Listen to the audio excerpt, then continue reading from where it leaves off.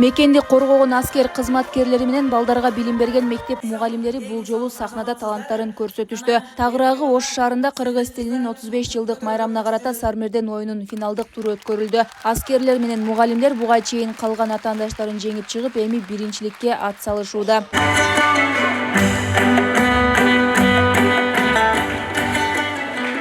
Эртең тилим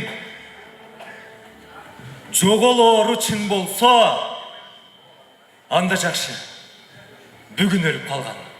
Сармерденде негизги басым кыргыз тилинин тарыхы, аны өнүктүрүүгө басым жасалды. Эки команданын өнөрпоздору дагы ошого жараша даярданып келишкен. Башкысы кыргыз элинин тили, маданияты дагы бир жолу даңазаланып, келгендерге руханий азык тартууланды. Жеңебиз деген ойлойм. Анткени биз бир топ мезгилдерден бери даярданып келебиз. Бул даярданган мугалимдердин курамы шаардагы жалпы 70 мектептеги мугалимдердин таланттуу мугалимдер катышып отурат. Бийчилер бар, ырчылар бар, дастанчылар бар, оончулар бар дегендей.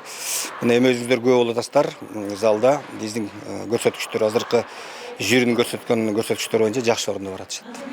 Алар ошол Ички иштер министрлигинин Ош шаардык башкармалык командасын жеңип алышкан. 212 упай менен албетте биздин аскер кызматкерлеринин даярдыктары өтө жакшы үчүн ушул жеңишке жетип отурушат десем болот. Андыктан бүгүн мына биздин аскер кызматкерлер дагы абдан жакшы даярдык менен келишти да.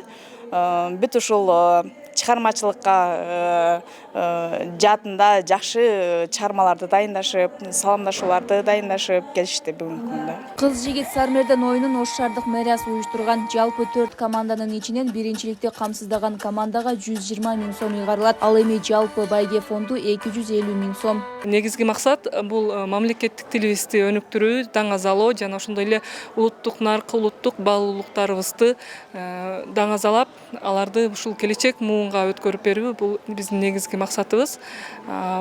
Бул Сармерден негизинен жалпы Ош шаар мэриясы тарабынан уюштурулду. Байге фонду 250 000 сом. Белгилесек, бүгүн 23 сентябрь Кыргыз Республикасынын мамлекеттик тил күнү. Мындан туура 35 жыл мурун, тактап айтканда 1989 жылы 23 сентябрда Кыргыз СССРнин Жогорку Совети Кыргыз СССРнин мамлекеттик тили жөнүндө мыйзамын кабыл алып, андан соң кыргыз тилине мамлекеттик тил макамын берген.